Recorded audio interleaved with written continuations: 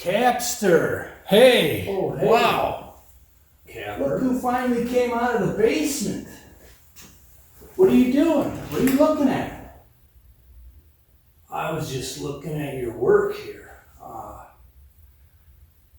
I don't think this is gonna hold up. Just because they look ugly doesn't mean they're not going to hold. Welds don't need to look pretty. Well, because look at these Uh-huh. kind of crappy welds. How many things have you welded in the basement? Look, just because I live in the basement doesn't mean I don't know anything. I mean, just look at these. I'll test it. I'll probably put something on there, maybe with the tractor and the excavator, and try pulling to see what happens. Well, I dare you to test it with something really heavy and see what happens. But what do you know? You live in the basement. All right. I'll bet you like $5 your welds break. Yeah, I'll bet you $5. All right. All right, we'll see what happens. By the way, rent is due. I'm going back to the basement now. All right, I'll see ya.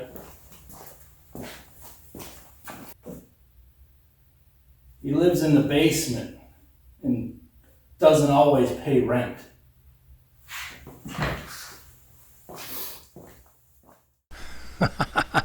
Hey guys, Kapper here, and welcome to this week's farm vlog. That was the other me. I've been trying to keep it quiet, but he's been living in the basement for quite a long time now. And every time somebody comes to visit, I got to put him up in a motel room, you know, because he's not the brightest bulb in the package. But I keep an eye on him and take care of him for the most part. So you might see him from time to time. But anyways, let's get on to this week's farm vlog. This first drone video was an evening. It's just a few days ago. I was filming the truck or something, and while I had the drone up, I thought I would check out some of the food plots. So you could see there's a few deer in each of the plots, but on a good year there'd be 10, 12 deer in every single plot.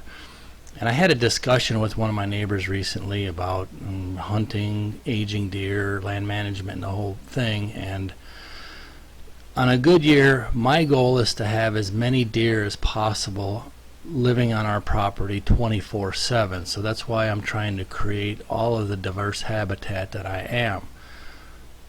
Does it work all the time? No, not all the time. But like I said, can you imagine if each of these plots had 10 deer in them at the same time? And let's say I have 7 plots. Well, you're looking at 70 deer that are, habitating on 150 acres of ground. And that's usually not including bucks that come in looking for them, because most of the bucks, lay low till right about dark or after dark. So anyways, that's part of our plan, to house as many deer as we can on the property. And creating diverse habitat is one way of doing that, not just the food, although the food is very important. So anyways, let's get on to this week's farm vlog. A quick mention, we are doing a meet and greet in Paducah this weekend at the Sportsman's Show over there. I put a post on our YouTube channel here. You can go check it out for the times that we hope to be there. So we hope to see a bunch of you guys there. So let's get into it. All right, we're getting the hitch set up for the pintle hitch for the new trailer.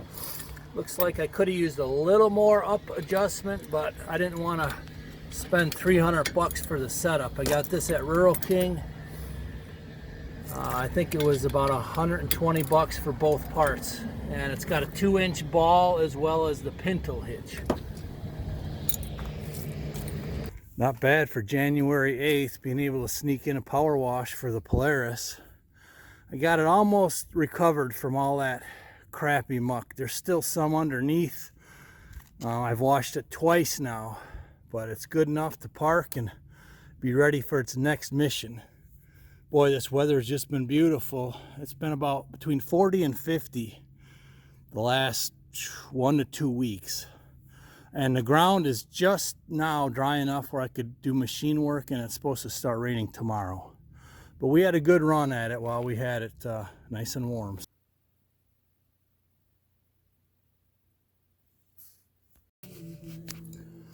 Okay, so I got the brand new Spy Point. It was a pretty quick turnaround, only like 3 days, maybe 2 or 3 days after I sent the one in that didn't work.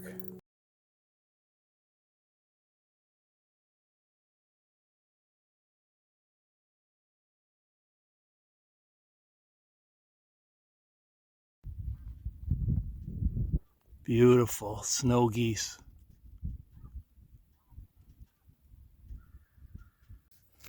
Hey, you've been asleep 18 hours and Pops needs his spot back. You gonna wake up? You gonna wake up?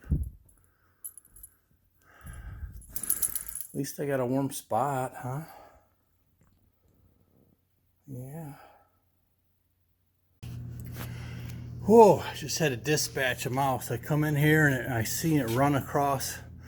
So it's trapped in the back here. It can't get up these walls, and I'm banging at it with that shovel, moving that box out of the way back and forth. Gosh, it took me like 5 minutes to finally get him. But he was running back and forth. Gosh, have I ever mentioned that I hate mice? Trying to get into Polaris. Okay, so this is our road here. You could see the water came across here in this spot and several others.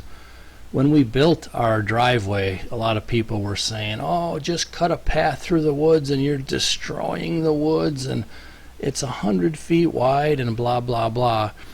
But when you build a road, if you want to prevent the erosions and damages, you have to build it with nice wide and deep ditches.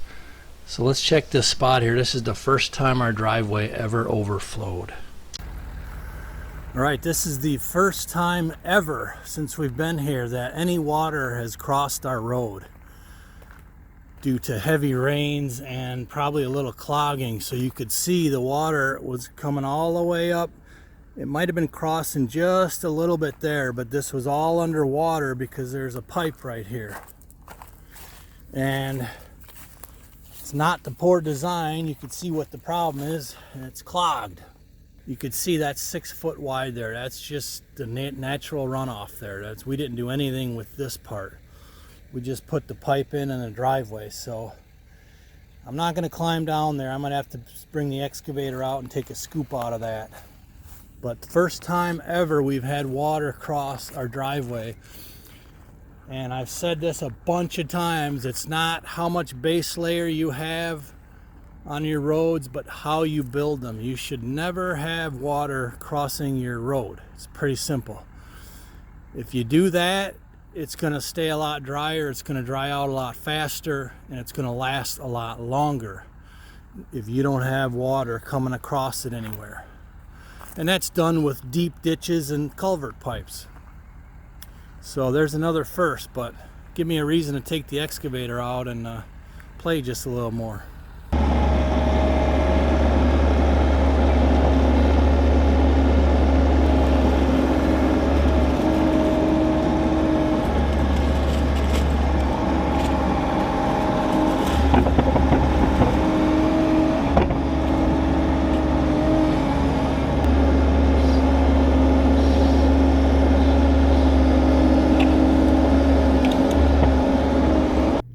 Hey guys, Kapper here. It's Monday, January 13th, and I wanted to maybe do some timber stand improvement stuff, hinge cutting or hack and squirt or whatever, but my back went out. So I'm gonna just hop in the excavator because it's got a really nice seat in there and easy to operate. So I'm gonna just putz around the farm and see what I can get into. I know I need to regrade the driveway here in this area, and I need to clean out at least one culvert pipe. And I may begin on some land clearing to make one area of food plots bigger. So let's see what we can get into today.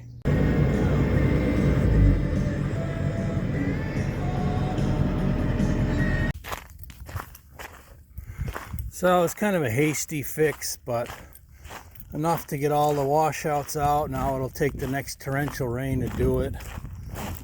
I'll probably drag it one more time yet.